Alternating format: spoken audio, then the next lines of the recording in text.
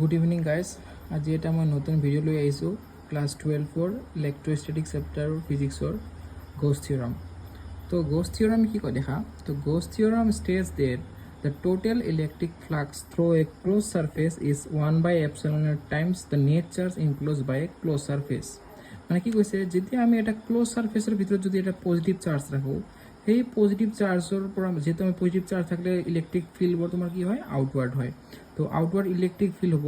তো এই চাৰ্জটো যেতিয়া মই এটা ক্ল'জ ছাৰ্ফেচৰ ভিতৰত ৰাখিম, তো সেই চাৰ্জৰ পৰা পাৰ হোৱা ফ্লাক্সবোৰ, এই ফ্লাক্স চাৰ্জৰ পৰা যিমানখিনি ফ্লাক্স পাৰ হ'ব, সেই ফ্লাক্সখিনি তাৰ Q/ε টাইমছৰ সমান হ'ব, য'ত এপচিলন হৈছে তোমাৰ পাৰমিটিভিটি অফ ফ্ৰী স্পেচ, মানে যোনটো মিডিয়ামত আছে চাৰ্জটো, সেই মিডিয়ামৰ ডিভাইড হ'ব।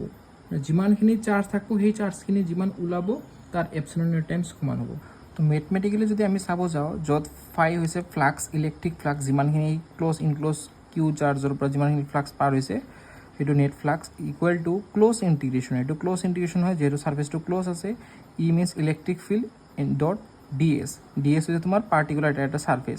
যদি মই গোটেই ছাৰ্ফেচটো লওঁ, তেতিয়া এছ হ'ব, আৰু যদি এটা সৰু এলিমেণ্ট বা ডিএছ পাৰ্টিকল যদি চুজ কৰোঁ, এটা হ'ব ডিএছ।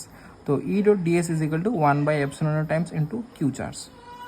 ইয়াত ই ডট ডি এছ তোমাৰ ডট প্ৰডাক্টত আছে। তো এতিয়া আমি এই ইকুৱেশ্যনটো এতিয়া মেথমেটিকেলি প্ৰুফ কৰিম। তো চোৱা, যিহেতু আমি এটা ক্ল'জ ছাৰ্ফেচ লৈছোঁ, আৰু ক্ল'জ ছাৰ্ফেচৰ ভিতৰত প্লাছ কিউ চাৰ্জ চিটুৱেটেড আছে অ' ডিষ্টেঞ্চত, মানে অ' পইণ্টত আছে প্লাছ কিউ চাৰ্জ, আৰু প্লাছ কিউ চাৰ্জৰ পৰা আৰ ডিষ্টেঞ্চত আৰু এটা পি পইণ্ট ধৰিছোঁ, যোন পি পইণ্টত আমি ইলেক্ট্ৰিক ফিল্ডৰ ভেলু ওলাম। আৰু গোটেইকেইটা যিহেতু আমাৰ ডি এছ এলিমেণ্ট হৈছে, আৰু যদি গোটেই ছাৰ্ফেচটো ধৰিব যাওঁ, এইটো এটা স্ফেয়াৰ এছ, গোটেই ছাৰ্ফেচটো তোমাৰ এছ, আৰু যিহেতু সৰু সৰু এলিমেণ্ট আছে ডি এছ। তো according to Gauss theorem, close integration E dot D S is equal to ফাইৰ সমান। তো ফাই মিনছ টোটেল ফ্লাক্স যিমানখিনি কিউ চাৰ্জৰ পৰা ওলাইছে। তো ডট প্ৰডাক্ট আছে, ডট প্ৰডাক্ট যদি আমি অ'পেন কৰোঁ, আমি কছ থিতা পাম, ই ডি এছ কছ থিতা। এতিয়া থিতা কাৰ মাজত লাই কৰিছে, থিতা তোমাৰ ডি এছ আৰু ইৰ মাজত লাই কৰিছে, মানে ইলেক্ট্ৰিক ফিল্ড আৰু ছাৰ্ফেচ এলিমেণ্টৰ মাজত লাই কৰি আছে। তো ডি এছ ইলেক্ট্ৰিক ফিল্ড আৰু ছাৰ্ফেচ এলিমেণ্ট। তো প্ৰত্যেকটা পইণ্টত যি পইণ্টে নলওঁ আমি কিয়, তাতে ইলেক্ট্ৰিক ফিল্ড আৰু ডি এছ সদায় পেৰেলেল থাকিব, যি পইণ্টত নলওঁ কিয়। তো পেৰেলেল থাকিলে থিতাৰ ভেলু তোমাৰ এংগেল পৰিব 0। তো আমি ইয়াতে যদি থিতাৰ ভেলু কি পুট কৰিম, 0 পুট কৰিম। তো ই ডি এছ কছ 0, আৰু কছ 0ৰ ভেলু হয় তোমাৰ 1।